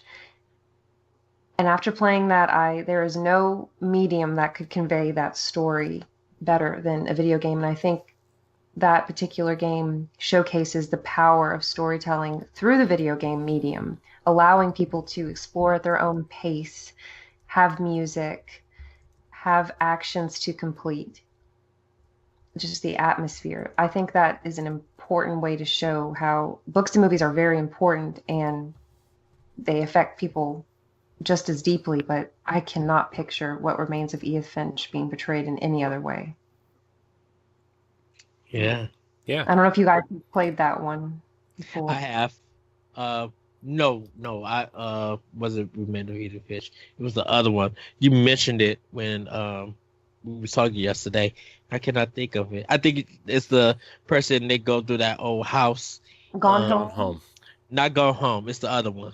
The other one. Firewall? She reads books or something, or the house is like different contraptions and it leads to different rooms. And when you get into it and you pick up something and read it, you play as that character, and they end up like passing away or something ends up happening. That is what remains of Edith Finch. Yeah. Mm-hmm. That's That's Yeah. Edith. That's Yeah. it. Okay. Yeah. You were on the money. You wanna know what I was thinking of? I was thinking of the Rapture one. Oh, everybody's gone to the Rapture. To the Rapture. That's what I was thinking of. No, what remains of Edith Finch? Yeah, I played. nice. So Ed, what about you? I'm sure that it's some sort of retro Japanese game that nobody's ever heard of, but means a lot to you. It's my guess. So there's been many games that really meant something to me. And this is not to take away anything from what Nintendo, Sega, Microsoft, a lot of developers, it doesn't take anything away from it. But really, I think The Last Guardian is one of the most important games that meant something to me. And the reason why it was important, I always mention that Japan's Team Ecos is Sony's Nintendo. I think I write this hopefully when it come out you guys will read my companion piece. I wrote about The Last Guardian being about idea of what companionship is. And it's just like what happened to the boy for him to help Trigo save his world and everything, and just how they bond and that the companionship they have for each other is that they're both each are finding their way unknowingly. The Trigo is protecting the boy so they could continue their journey, and the boy is keeping Trigo alive by petting him, by taking the things out, and they both are working each other. And in order for them to complete this quest, they both need each other, and without realizing there's no point in time that they get so mad at each other that they stop, because that is one of the tropes that you team up with somebody, they don't like each other, but over time they end up having a friendship and stuff, or it might be a twist and they still don't care about each other. And it's just like from the beginning, the boy teaches Trico and Trico teaches the boy. And I don't want to ruin the ending because I think everybody really should play this game and understand that when there are games that don't use cinematics, when a game that don't have to have all these voice actors and all these theatrics and stuff, or when you can literally just take the time and just see what is going on and let the adventure tell the story. Let these two characters speak to you. If you thought God of War narrative was good, the Last Guardians narrative is better, because you're taking in on what you're seeing. You don't need, I think, and it was just something to be like seeing them both work together, laughing along with them when Trico's taking a bath and he's showering off, and the voice is like and it's just like it's so heartwarming and stuff. And it's just like I've never seen a game do this. The delays, no one really brought the game and stuff, but the delays really helped this game become what it is. The ideas that they all came together, and yes, it was a sign of relief when the game came out, but it was so important to see that, to be like, I love when a developer is taking a risk on something that the industry would never do. No one in the industry would ever have done something like this, and they took a risk to do something. And I think that's what made it really important. Like I beat the game, put the controller down. I wanted to cry, but I stood up and I literally gave the game a standing ovation. I literally put the controller down, got up and clapped, and was just like, this. Corey has his best of PlayStation 4 game. This is the best PlayStation 4 game of all time for me. And I don't think I love Horizon Zero Dawn, but it's not even on the level of The Last Guardian. And it's just the way the game impacts you, right? I mean, yeah, I think one person's 6 is another person's 10, you know? I mean, there's games that we feel that way, like The Last of Us, for example, is a game that, you know, we don't really, not that it's a bad game or anything, but we just don't care for that type of game, right? You know, it's a little too dark and you know, kind of heavy-handed in some points, you know, but, you know, I actually, when I turned on my PlayStation 4 today to play Horizon a little bit, right? Because I just wanted to make sure everything was updated and stuff because of the PlayStation 5 reveal event. It made me want to revisit some PlayStation games, and I downloaded, because you talk so highly of it, like I was trying to figure out what games I wanted installed on my PlayStation, and The Last Guardian is on there, right? Like I downloaded The Last Guardian and Shadow of the Colossus both because I do want to play them. You know, I do want to feel that impact that you talk so highly of, you know. And I know it's going to be frustrating at parts, but I'm just like, that's every game though. All games are frustrating, right? But having a pet in real life gets frustrating when they don't follow your commands. When they feel like, I want to do what I want to do. Only thing I'm hearing from you is calling my name. I don't have to respond to you if I don't want to. And that's kind of how pets sometimes are. And when you actually can get Trico to do what you need to do, you be like, okay, yeah, it's acting the way that I need to act. But it's just like, I love this relationship in this game. And I don't think anyone is willing to do anything like this. Like I said, no knock against Nintendo, no knock against Sega or any other developer. But I think there's no one besides Team Japan or Team Eco that could have made this game. And I'm happy that they did. Ever since they showed The Last Guardian, I wanted this game. And they surprised me with what I got. So that's my answer. Leave it at that. Well, I mean, there's a couple games on this list for me, but I'll keep a little bit of a more recent one. Maybe it's a cop out, maybe it's not, but Breath of the Wild is definitely a game that impacted me a lot. You know,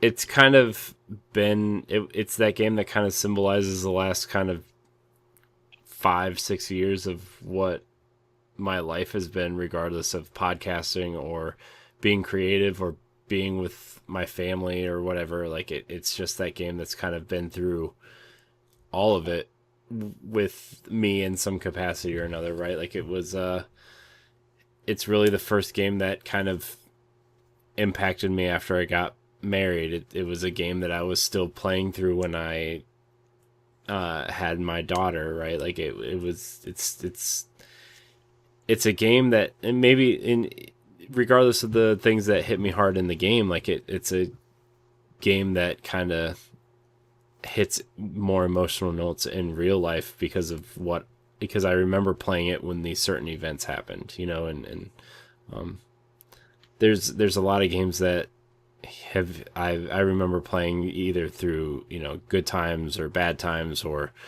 you know, loss, or, you know, just games that have kind of, you know, I think everybody has that game that, you know, when you experience something bad in your life and you kind of just want to escape from it, there's games like that. But, you know, Breath of the Wild was there for good times and amazing times, and I think that regardless of what I experienced playing the game, I think what happened outside of that game made that game more impactful for me. So,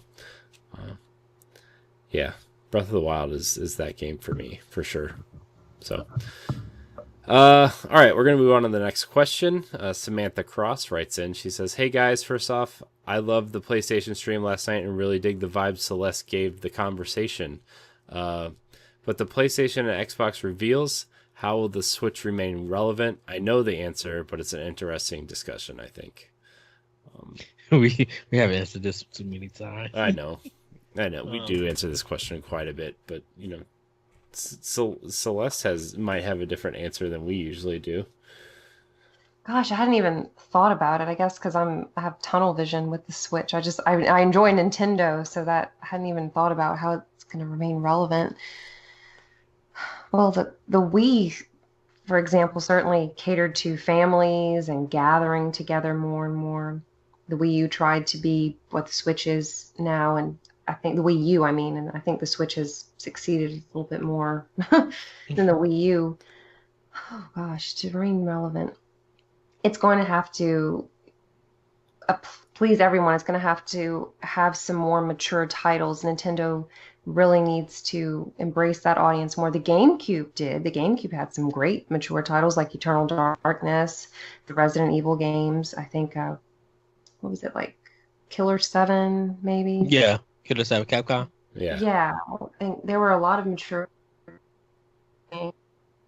Keep the family-friendly games, keep the classics, keep the intellectual property, but they did release the Resident Evil series. I think last year they had the collector's edition and things like that. So keep doing that because there are so many adults now in our age group and older who want that. Yeah, and I think Nintendo's doing that with Metroid Prime 4 coming soon, and obviously taking on publishing duties for Bayonetta was something that turned a lot of heads because that game, it definitely does not scream Nintendo. Just, from just sheerly looking at it. So I think Nintendo has done a great job of diversifying their lineup.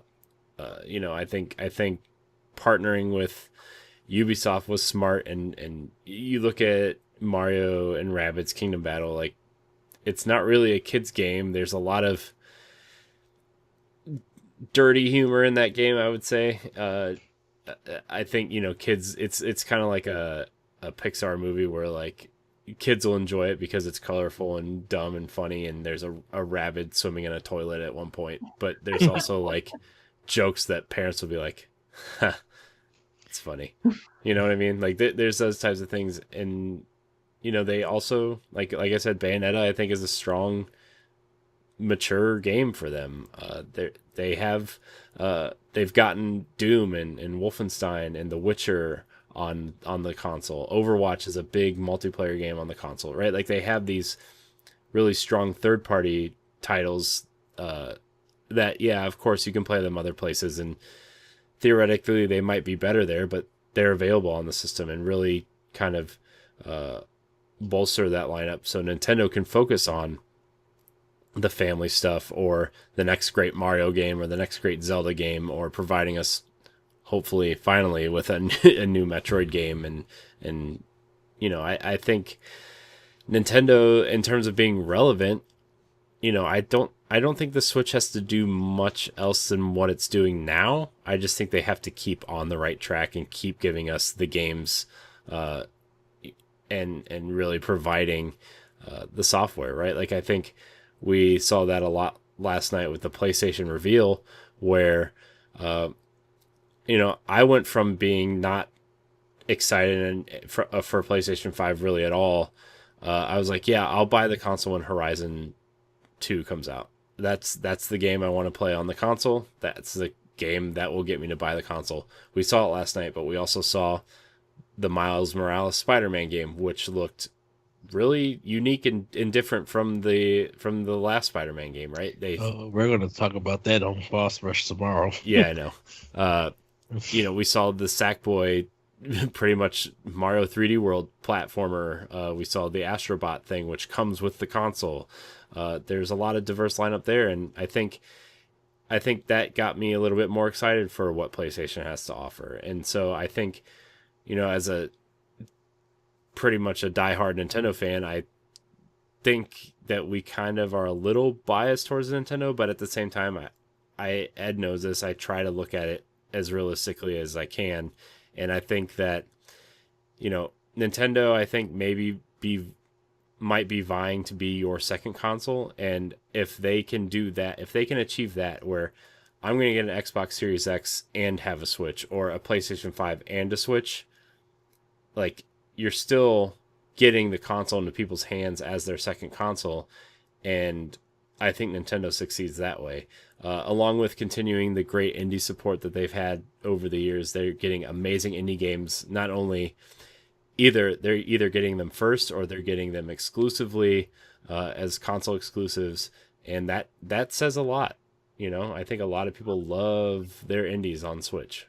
So if you keep the lineup diverse, you keep delivering great first-party games, making great third-party partnerships and deals and stuff,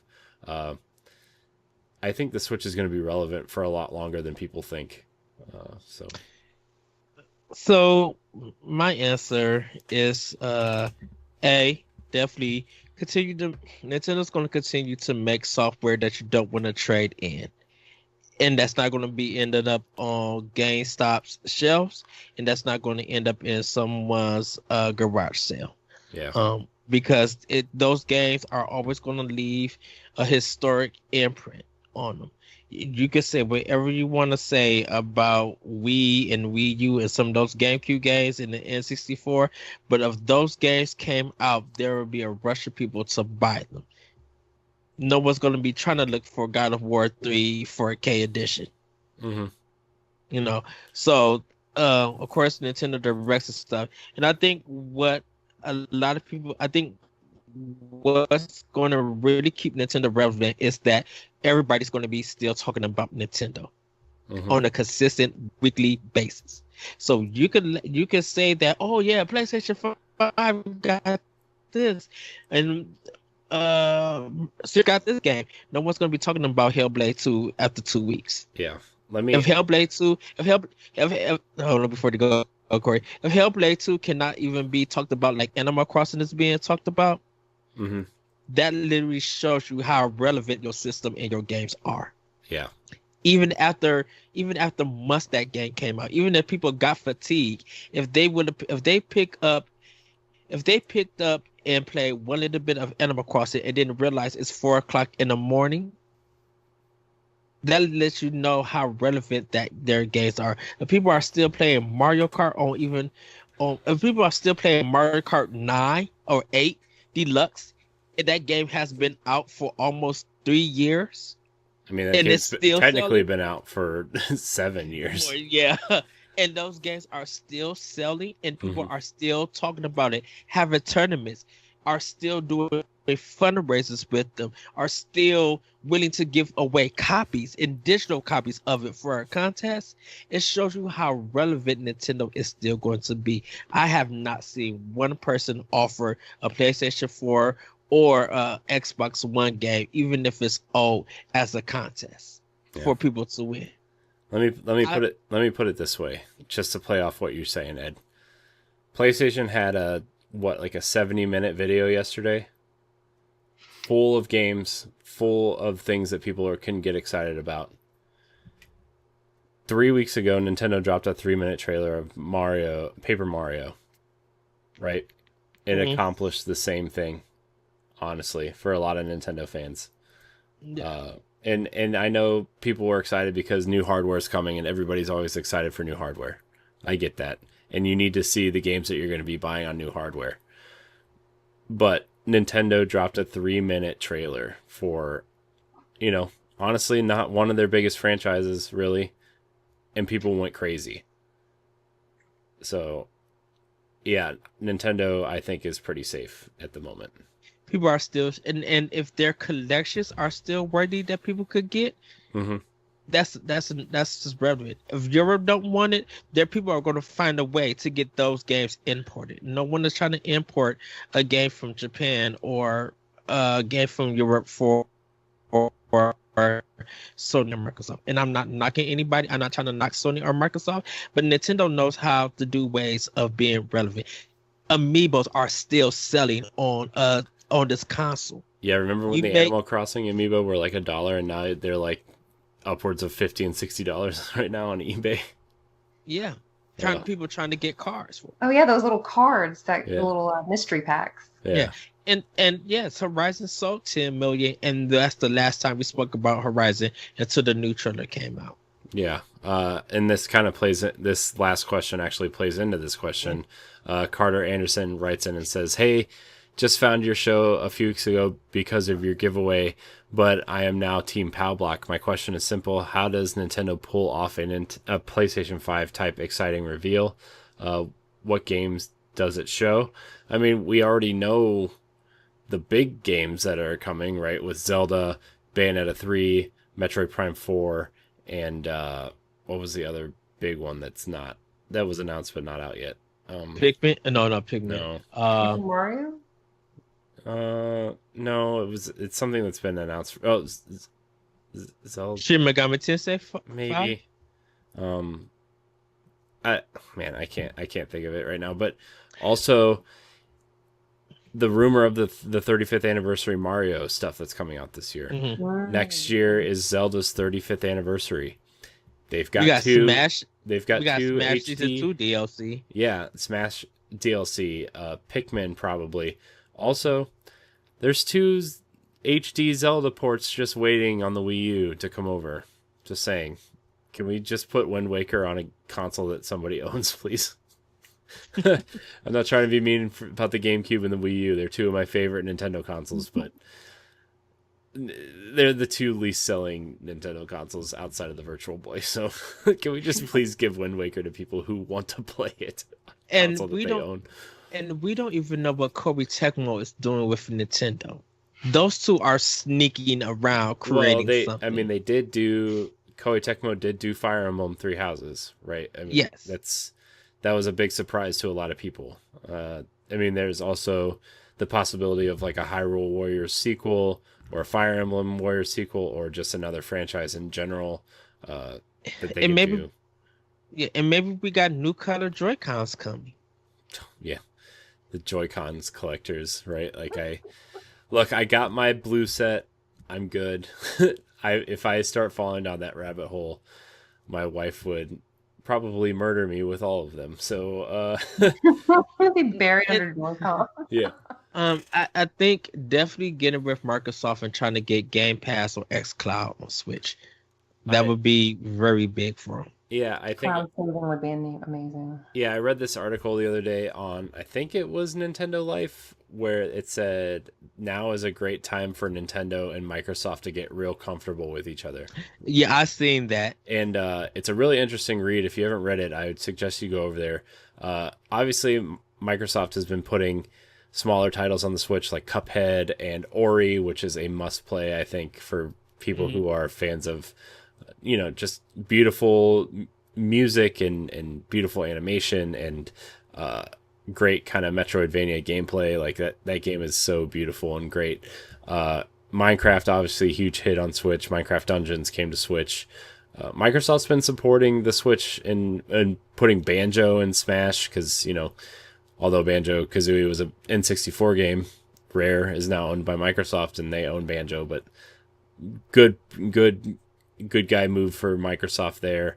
I think if Nintendo and Microsoft continue this type of relationship, you could see something like the Master Chief Collection on Switch at some point.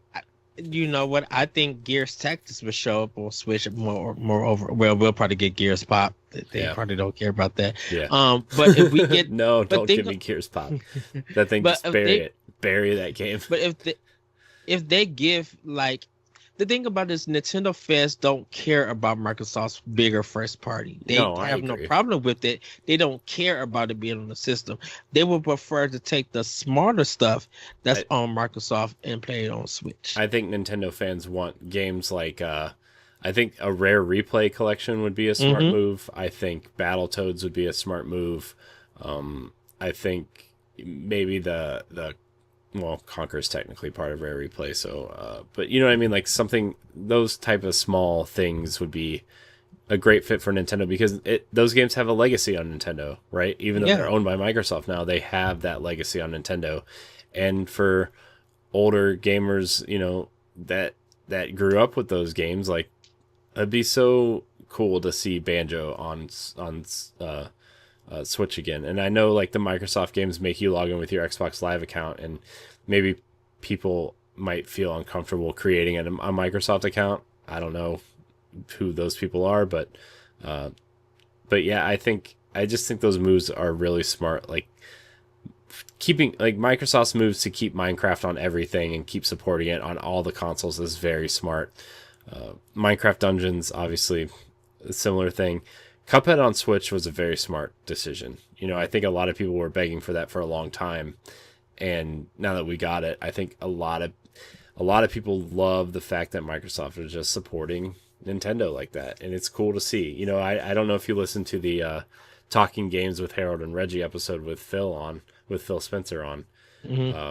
Really a lot of insight into their relationship as friends and colleagues, and you can see that maybe there is still some sort of hope that Microsoft games will show up on the Switch. So yeah, I love talking Nintendo. This is so much fun. Oh, Celeste, did you have an answer? Yeah, actually. Yeah. I know this isn't, and this isn't going to answer like the specific games, but as far as like an exciting type reveal, to this day, I still think the one in 2015 with the puppets. Yeah. Groundbreaking. Just the games are, of course, what people want to notice, but if they can be creative with the presentation and get people hyped about the games, that would be, I don't know what else they could do. The puppets, I mean, to me, that's still my favorite one. I know. They did so many cool things. They did that robot chicken thing. Which was funny. That was a big E3 when they did that. Everybody was their mind. Or like when Reggie was fighting Iwata and like the Smash Brothers thing. Yeah. They were introducing the Mii characters into the game. Like that was cool. Nintendo's done a lot to reveal games. Iwata holding the bananas and stuff. Oh, yeah. Rest in peace. Oh, I know. People who listen know the story, but we were actually in New York at the Nintendo store when I found out Iwata passed away. And the next day we went back, and there was like a huge line at the Nintendo store because they had a memorial set up for him. And there was all these like people brought like Kirby plushies and bushels of bananas, and were like piling them up in the windows and outside as like a memorial to him. And they had like a guest book there that you could sign and say like, what are your favorite Nintendo memories or Iwata memories or whatever. And it was cool. I got to sign that book. It was really like a unique moment, I would say, for sure. I bawled out in tears. I actually went out to go drink it too. I was literally in my friend's car crying because Iwata passed. I have never cried over a celebrity or any other person. I didn't know Iwata personally or anything. I literally was and I was glad I was off of work that day, but I was in tears. And I probably had some good shots and just drank it. And it was just the thing about Iwata's passing, and I know we gotta go and stuff. The thing about Iwata passing is that whole week, everybody was still talking about how impactful his words are, and people still talk about it. And like for me, I every time he had, it's just the day of his passing, I wish I treat it as a holiday, so I wish everybody happy Iwata Day. And I literally go out and get sushi or get some kind of Japanese food to celebrate it, and I play a Nintendo game, and like I'll write or talk about it or podcast, and I'm just like, regardless of whatever you're playing in games, really thank the creators and designers and everybody who comes to make your favorite game or your least favorite game. Go ahead and thank them, because if they're gone, you don't get the chance to play their work again or enjoy their work like it would. Sometimes you'll play something and it might hit you in a different way because that person is gone. And when you think of when you think of Iwata, when I think of Iwata playing a Nintendo game, I always feel like he would have been proud of what they released. Mm-hmm. You know, so like, yeah. So just if you see like Happy Iwata Day to Boss Rush, and you just see me do that, I'm gonna try to take that day off and just wish people like Happy Iwata Day. Play your favorite game from your favorite creator, or play your favorite Nintendo game, and just be good to one another. Because if they're gone, what can you do? Mm-hmm. So, yeah. Sorry about that side tangent. Didn't mean to. No. That's what this show is built on, Ed. Tangents. That is true. So, yeah. This is wow. That was, I kind of got like wrapped up in the emotional storytelling. I gotta wrap the show now. I want to thank everybody for watching and/or listening. Remember, you can find the show live every Thursday on Mixer and Twitch at Boss Rush Games Live, or you can go to bossrushgames.com/subscribe. Our feed is right there. You can watch us live there as well. You can subscribe to our YouTube page, youtube.com/bossrushgames. You can download the show every Saturday morning on your podcast service of choice. Please rate and review, subscribe, share, click the bell, all the words that the kids use to make sure that you get notified when we are live. Celeste, thank you for joining us. Thank you. I had a lot of fun. Not only on this episode, but last night, and future episodes for the foreseeable future. I'm so glad that you decided to join us here and be a part of this. And yeah, you have a great, unique look on the world of Nintendo, and I'm glad that we get to share it with you. So. Same with you guys. Y'all have taught me so much and helped me think so differently about many topics, especially a Zelda trilogy. That blew my mind. Yeah, it's in my mind palace now. That's why it's going to be so hard playing that game, to be like, yes, I know we had expectations, but whether it meets it or not, I want to see where they go, and I'm ready to give it I'll probably give it a perfect 10 just because it's Zelda. But Celeste, why don't you remind everybody where they can find you? Well, you can find me on Twitter and Instagram at FairyCrypt, FAERIECRYPT. And you can also follow Another Zelda Podcast at Another Zelda Pod on Twitter and Another Zelda Podcast on Instagram. So I hope to see you there. Nice. I already followed, so I'm there. Me too. Ed, Ed, where can we find you? You guys can find me on Twitter at that Retro Code, and you can check out Option Opinion on SoundCloud and other podcast apps, and check out World 11 Podcast on Podbean. You can find me on Mixer at The Lyrical One and Twitch at Ocomico. And if you guys want my Switch code, just go to at that Retro Code. I'll have my number up there. You guys could connect with me. Let's play some Streets of Rage 4 or other Nintendo games. Let's have some fun on Nintendo and other platforms if you prefer. Yeah. You can find me at I am Corey in HD on Twitter and Instagram. You can find me at Corey in HD on Twitch and Mixer. You can also find me on a plethora of other content here on Boss Rush Games. Please like, subscribe, share, rate, and review, and check out all of our content on bossrushgames.com. Remember, we are here to play games and be better. Thank you guys so much for watching, and until next week, we love you. Bye, everybody. Woohoo!